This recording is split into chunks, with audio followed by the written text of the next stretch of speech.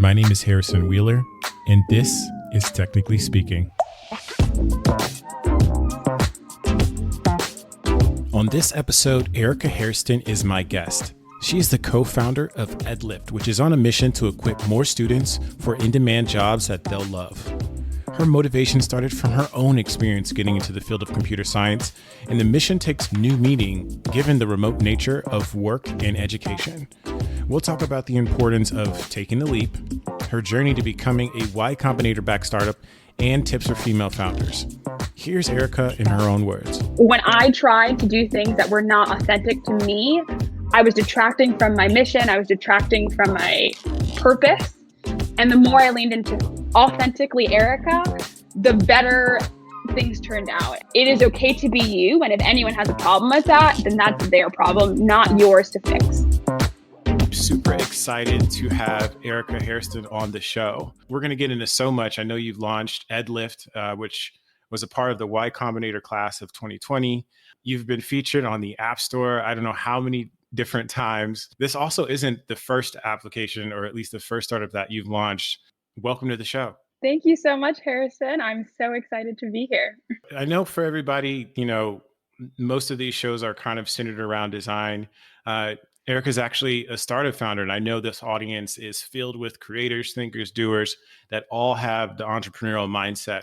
So I know I gave you a setup, Erika.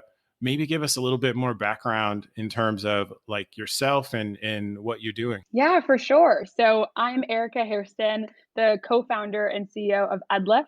And I also developed an app called Zemella, and I was the designer for that as well, as well as the marketer and everything for that app. And then before that, I was a product manager at LinkedIn, and then a software engineer intern at Facebook. And so I studied computer science and African American studies, which completely set the path for what I do today. Yeah, that is a very interesting intersection that you don't hear too much. What was that journey like for you? Yeah, for me, so I knew nothing about tech or coding or computer science before college. And I stumbled on a documentary about how few women and minorities were in it, literally the summer before college. And I was like, whoa, how could there be so few people who look like me in this industry of the future? I have to try it. And so overnight, I went from wanting to be an ambassador to needing to be a computer scientist my freshman year of college. And when I got there, I was the only Black woman in the entire CS major at Yale, where it was quite daunting already to be a first-time coder, but then to be, representing my entire identity was overwhelming. And so studying African American studies was critical to me getting in touch with myself, loving myself, and also just feeling validated and learning about my own history while in these classes that were the exact opposite of that. What ways did that sort of manifest itself, right? In terms of having like that clarity, what were some things that you started to notice? When I was studying computer science, it oftentimes felt like I had no one to look up to. And I so desperately wanted to see role models that what it would look like for me to be successful in this space. And I almost quit the computer science major so many times because of just feeling intense imposter syndrome and feeling like I didn't belong. But because I so desperately wanted to be that role model for future people to come, that was the thing that kept me going in the computer science major whenever things got difficult, and really sticking it through. And that actually is exactly what the first app that I developed turned out to be, was a way for people to find role models they could look up to, and relate to and see themselves in. And that actually was what I built my senior year of college because I so desperately wanted that in my entire journey. So that experience from my freshman year literally turned into what I began founding as a startup founder. Wow, that's pretty amazing. So it's almost like I'm seeing this theme of you sort of seeing a gap and you going after it and addressing it. What were the types of obstacles, if you will, if there were any? Because I think a lot of times, even to what you mentioned before, it's very easy to get discouraged, right? And so kind of like, what were the types of obstacles and what were the things that you did to sort of overcome those? Yeah, that's a great question. When I think about some of the biggest obstacles that I faced on my journey of becoming a founder and even like learning how to code and starting a company, oftentimes the common theme is myself, and really battling like who am I to be in this position, and really trying to see myself as what I wanted to be versus what I felt like the world expected me to be.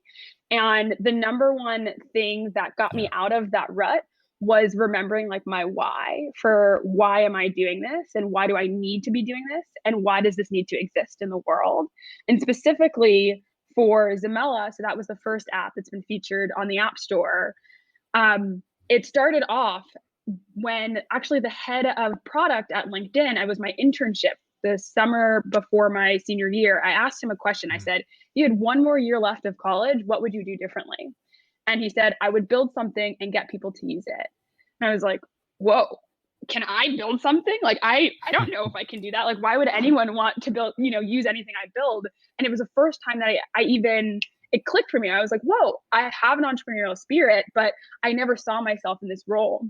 And so I went back, and for my senior project, I had done this thing literally for a grade. And I still didn't see myself as a founder at that point, but I was already building it.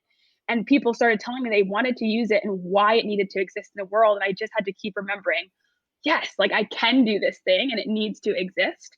And so I don't know, long story short is really just like the way I got myself out of the rut was remembering my why and also needing to hear from the community around me, that you can be that person and you can get on the other side. I was looking at one of the interviews that you had, or I think you were interviewed by maybe like a blog, and you said one of the reasons there hasn't been a Black Zuckerberg is because there aren't enough people trying, right? Yeah, and that's not mine. I actually stole that from Michael Siebel, Okay. who is Y Combinator's current president, I believe, but he is a big mentor to me. Yeah. And he said this to me while I was an intern at Hmm. Facebook. And I think a lot of people need to hear this, is that these big tech companies give you these golden handcuffs. Yeah. And especially for folks who this might be their, highest paying job, you feel like you can't leave to do your own thing. And what Michael told me was, why are you giving away all of your talent when you could be building your own, whatever you want to build? And Hmm. that really clicked for me. And then I was like, whoa, we've never had opportunities like this. So when we Yeah. get a place like Google or Facebook or whatever, we feel like we need to stay. And the risk is too high sometimes. I have very like crisp advice for people who are at big tech companies and want to leave, because I think this is a very common Yeah. mentality that it's almost like there's a line that so many people are so close, but they never actually want to Mm. jump over it. And the most important advice I ever got on this topic was I heard from, he was a leader at LinkedIn, actually, he was head of engineering, Yeah. Kiran Prasad. He told me this. He was like, I won't take you seriously unless you've done these three things. When I asked him, like, I want to be a startup founder, what do I need to do? He was like, you need to do your startup math. How much do you need to have saved in the bank in order to feel comfortable enough to quit your job, be like safe for 6 months, pay Hmm. your rent, whatnot? Have you done that math? So once you have a number in your head, it makes Yeah. it more concrete. Two, make a list of all the people who you think are smarter than you, who inspire you, that you love to work with. And then three, convince them to quit their job and work on the thing you want to do with you, because people are more likely to take you seriously or invest in something if you can get other Yeah. people excited about it. And so I literally went home that day, made the list. My co-founders today, Arnell, Yeah. was number one on that list. But what that did for me was it made it a reality of, this is what needs to be true in order for me to leave what seemed like the best place Yeah. on earth, of LinkedIn. And so whatever your checklist might be, I think those are three Yeah. places to start. But what do you need to be true for you personally, in order to feel comfortable and Yeah. mitigate risk? So how long did that take for you to just kind of have that realization? Oh my God. People think that that happens overnight. It doesn't. Yeah. It really doesn't happen overnight, that you're like, oh, I'm ready to quit and be a founder. Like, no, it is a journey. It took me probably, I would call it like a ebb and flow over a year, honestly, because I came Okay. out to Silicon Valley with the idea of Zamella. I'd launched it within the first few months of joining LinkedIn. And there were days where I would literally be sitting at my desk and I was like, I'm in the wrong place. I need to be Mm. working on Zamella full time. And I felt it in my heart. But then I would go home and be like, oh, no, I can't leave. That's ridiculous. And then there were other days where I was like, I have no idea what I'm doing with my side, project. It can't be anything Yeah. big. I need this full-time job. And so over a year's time, as I, filled out my checklist, as I met more people, as I surrounded myself with more startup folks, it started to become more real. And then it got to a point where I couldn't do both anymore. And Mm. after a year and a half at LinkedIn, spending time on the shuttle, coding, working, LinkedIn during the day, it was too much. And I Yeah. finally felt like this is the best possible position for me to make the jump. But it was a year and a half. Let's talk about that journey from then to now. You have an app that's actually out there on the market that people are using. Sort of what was the process like getting in the Y Combinator and even sort of getting it funded so you could actually get to that point where you feel comfortable? Yeah. So the process of getting into Y Combinator and getting your, startup out there, it's not a clear line. There's no one way to do it. And so for me specifically, I'd actually applied to Y Combinator twice with my team with two different ideas, actually. And so I think a lot of people only hear the success stories, and it's actually very common for people to get rejected, learn, make progress, and then apply again. So that's the number one thing is like, don't be discouraged if you don't get it the first time. So the first time it was on a whim, to be honest. It was a few days after my co-founder decided to join me to work on Samela. And the applications actually had already closed. And for me, getting into Y Combinator was like the Harvard for startups. It was like, this is the safest way to do a startup. It is the best launch pad into something that just feels so unknown. And so the moment she decided to join, I was like, let's just do this. And the biggest misunderstanding I think I had about the process the first time was I thought you needed to have like the perfect idea and you need to be able to show you have users and that's the way to get in. And the way we applied last time, we didn't have a lot of clarity around like this is the problem we're trying to solve and we're the best ones to do it. Those are the only two things that matter. Your solution will change. Like they don't care as much about the solution. It is truly how close to the problem is this team and how many people also feel this problem. And the difference between the first time we applied and the second time we applied, you can totally see we learned that. So yeah, that would be the number one thing is really focusing deep on the problem and then getting help. So the second time we applied, we had multiple people review our application. We did multiple practice interviews, whereas the first time we thought we had to do it alone. And that is just really not the case. And so post on Twitter. Yeah. What was your mindset like the first time? Was it, were you just ready to go? Were you super confident that it was just going to Yeah. work out? Like, what was your mindset then? In retrospect, it sounds a little nuts. But I had actually just finished doing Apple Entrepreneur Camp. So for all women founders on listening, definitely apply to Apple Mm. Entrepreneur Camp. It's 2 weeks, 9 to 5, where you work with Apple designers, engineers, everything on your app. And so I had done that. And for Wow. 2 weeks, I was surrounded by these women founders who were, 20 to 40, and they're years old. And there were only about like 15 of us. Some of them who had raised a Series B, like tens of millions of Mm. dollars. Some of them who had hundreds of thousands of users. And we all became friends. And I was like, these are dope women. I can do this. Like they are nice people. It was the first time that I actually met someone in the Yeah. role that I could relate to that I wanted to be in. And so coming off of that, Right. I was ready. I was surrounded by what I wanted to Mm. be. Whereas when I was at LinkedIn, I was surrounded by what I was. And it was hard to imagine myself in any other place. And so 2 days after that ended, Y Combinator's application was closing. And I was like, now is the time. I'm ready. Like, what do we have to lose? And for me, there was no such thing as losing. It was just learning. Best case scenario, we get in. Worst case, we get rejected and they give us Yeah. great feedback. So that was my mindset. So it was okay if we didn't get in, and we didn't. But I think if we hadn't applied that first time, Mm. we wouldn't have learned everything that we needed to get in the second time. And so that was my mindset the first time. Wow. Wow. Yeah. So I think the thing that really kind of stands out there for me is the fact that you weren't afraid because you realized it was still going to be a learning experience if you got accepted or you didn't. Exactly. How has the remote nature changed sort of your perception For on sure. how to run a business? So going fully remote in 2020, for us specifically, I actually think became a catalyst for our business, and that with startups, you're often told you need to do things that don't scale, meaning like being on the ground, like talking to people on the street, whatever you have to do to get things off the ground. And I think that still holds true, but it looks a little bit different fully remote when you're at this early stage. And so I think the initial perspective that I had before going fully remote was to get EdLyft off the ground, I need to be in the same place, in the same room as every one of my ideal customers.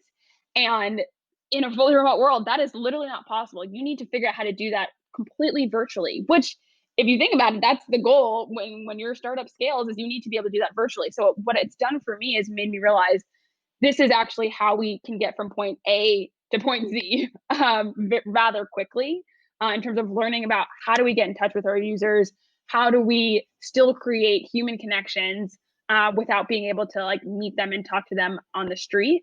So I would say it like increased our scalability in that way is the first thing.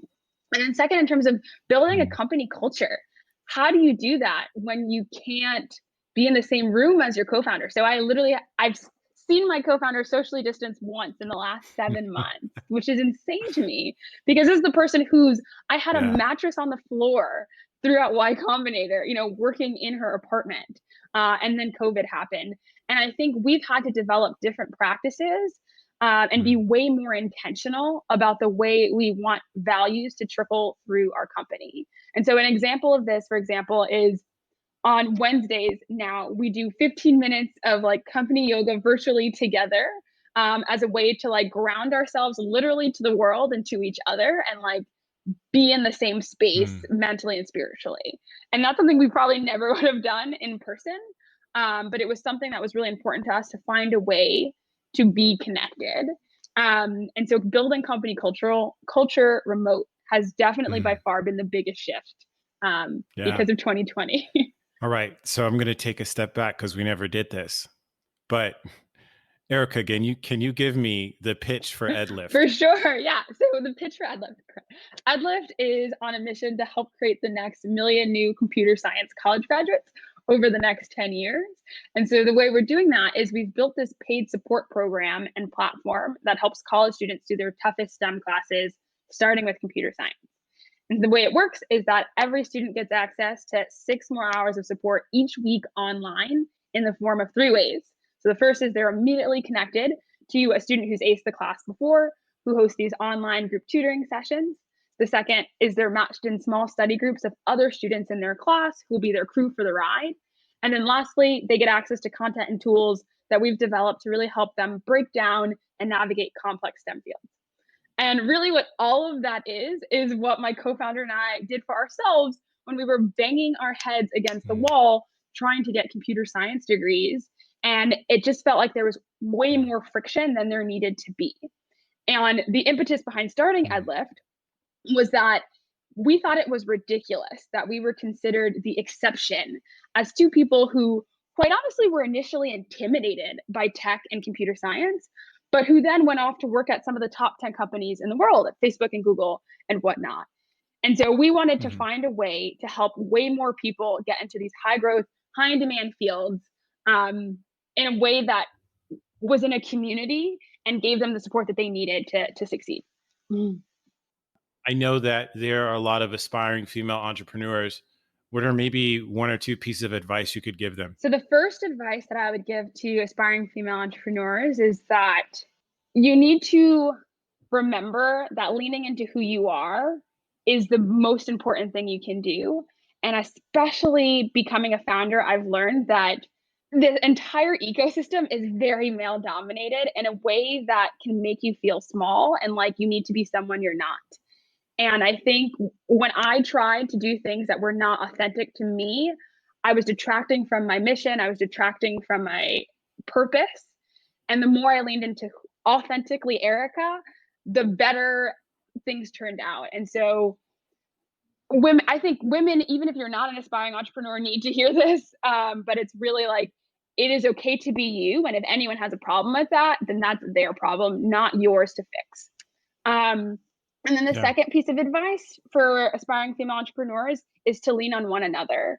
I would not be here today if it weren't for other female entrepreneurs, hands down. And by that, I mean sharing resources, sharing like funding opportunities and contractors, like that Mm. wealth of knowledge amongst each other and sharing experiences, knowing that you're not the only one going through this is so critical. One, just for mental health, but also the success of your business. So find a pod or crew of other women entrepreneurs to lean on. Hey, Erica, for one, thanks for being on the show. What are some resources or ways that people can find out more about you or Edlift? Yeah. So the way people can find out more about me or Edlift or Zamella is they can follow us on Twitter. So I'm at Bba Erica, and Edlift, my startup, is at Edlift, EDLYFT. And we're also on Instagram and LinkedIn with the same at EDLYFT, Edlift.